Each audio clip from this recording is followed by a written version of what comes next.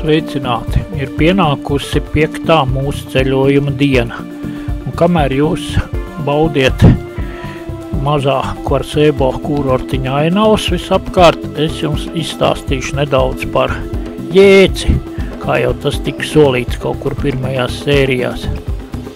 Jēcis ir specializēts turismu velosipēds ražots Vācijas firmā VSF Fahrrad Manufaktūra. Modelis saucās TX400.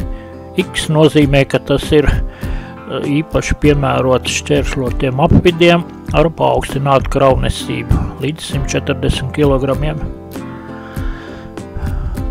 Rāmis veidots no tērauda, chrommolibdena sakausējums, protams, bremzes Magura hidrauliskās apmales bremzes HS33. Un neviens man neiestāstīs, kad diska bremzes ir efektīvākas par apmales bremzēm. Bagāžnieki uz viņi ir slavenās firmas tūbus, gan priekšā, gan aizmugurē. Un mehāniskā sistēma ir veidota no Shimano Deore 3x10 ātrumiem. Somas aizmugurē ir 20 litrīgās Cube Acid, bet priekšā ir slavenās firmas Brooks mazās 12 litru somas. Sēdeklis arī ir nomainīts, sēdeklis arī ir Brooks. Šie 3 priekšmeti ir visdārgākais aprīkojums uz velosipēda. Tiek izmantot, protams, navigācijas ierīcīte Sigma, ROX 4 mazā, kas praktiski kalpo tikai kā reģistrators, lai maršrutu varētu izlikt komūtā vai kur citur, un pēc tam izmantotu arī šajos vidus. Tā gluži nemanot, mēs pļapājot esam sasnieguši prāmi piestātne Kvarcebo Skansenes maršruts, kurš mūs, protams, par velti pārnes pāri Breivikenas līcim, kur galā ir Šēderčepingas lielā osta.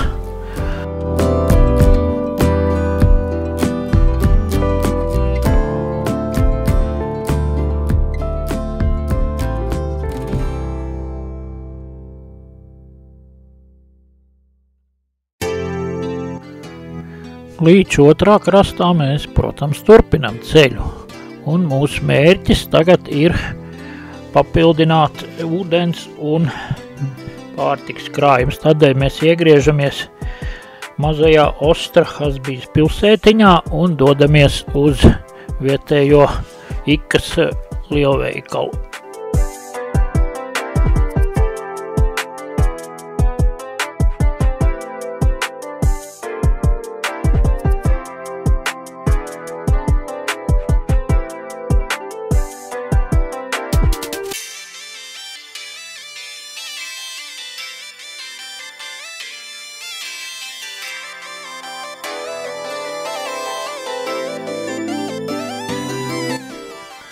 Tuvojoties lielveikalam, pamanu vēl kādu eksotiku.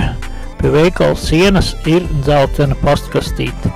Zviedri vēl joprojām izmanto tradicionālo pasta sistēmu. Un vēlāk es pat redzējuši, kā gados vecāka kundzīte iemet vēstuli šādā pastkastītē.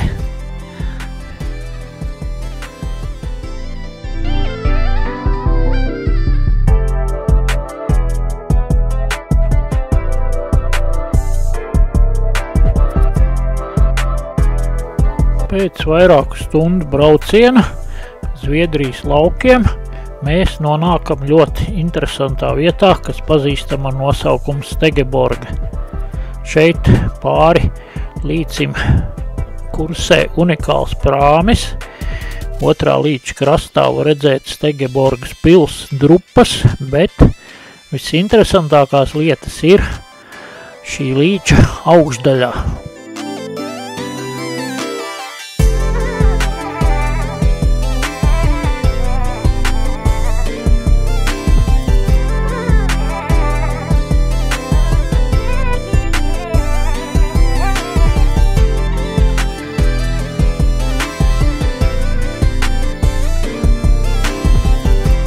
Nu, lūk, mēs jau esam uzkāpuši uz šī unikālā transporta līdzekļa, kas pārvietojās ar trosas palīdzību. Tūliņ mēs redzēsim, kā tas izskatās pretējā pusē. Tagad mēs skatāmies Baltijas jūras virzienā, bet pretējā pusē ir mūsu piedziņas mehānisms. Milzīgs ritenis, kas uztin uz sevis trosi, kuras stiepjās pāri visam līča akvatorijam. Kā tas savienojās ar kuģu ceļu, kurš šeit ir diezgan intensīvs, jo līča rietumos, rietumu galā, mazajā Menas pilsētiņā, sākās viena no visiecienītākajām Zviedrijas turismu vietām – Gotas kanāls, pa kuru jūs varat nonākt līdz pašai Gēteborgai, apmeklējot pa ceļam gan Veternu, gan lielāko Zviedrijas ezeru Vēnernu. Šāds ceļojums ar kuģīti, kas speciāli konstruēts kanālam, ir izmaksā tikai nieka 26 000 kronas. Tālāk mēs tuvojamies jau Stegeborgas pilī, un tagad mēs pārcelsimies nākamajā dienā jau, un lai neapgrūtinātu jūs ar visādiem tur teltsvietu un nakts guļas aprakstiem, pārcelsimies uzreiz uz vēl vienu interesantu vietu, kuru mēs sasniegsim nākamajā dienā.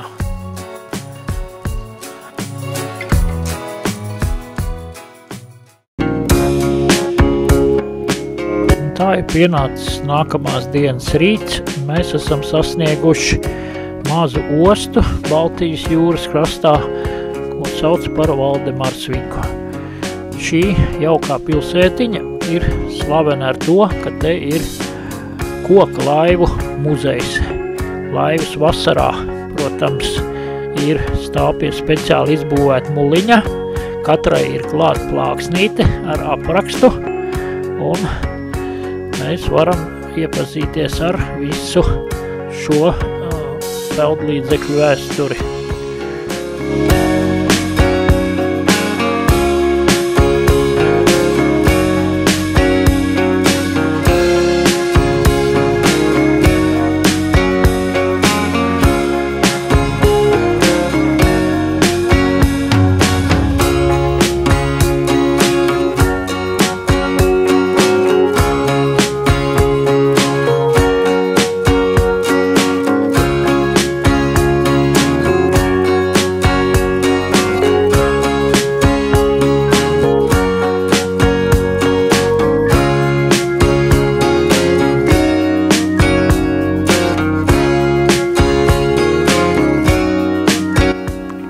Muliņa tālākajā galā izvietojušies lielāki peldlīdzekļi. Mēs redzam jūras jahtu, mēs redzam zvejas laivu. Visi šie peldlīdzekļi tiek rūpīgi uzturēti un dažkārt var redzēt pat īpašnieks, kas ap viņiem darbojās šeit pat.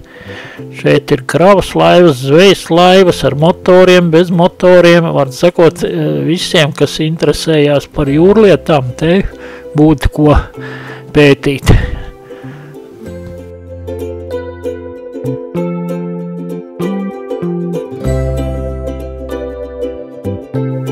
Apskatījuši šo unikālo muzeju, mēs pošamies tālāk.